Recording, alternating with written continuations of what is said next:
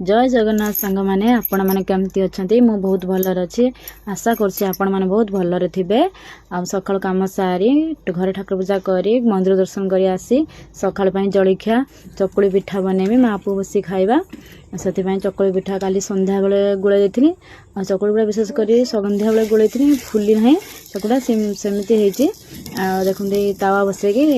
तेल टे मारिकी चकुली पिठा पकईली देखते सांग मैंने फुली थी आउ कि चकुली पिठारे आम कौन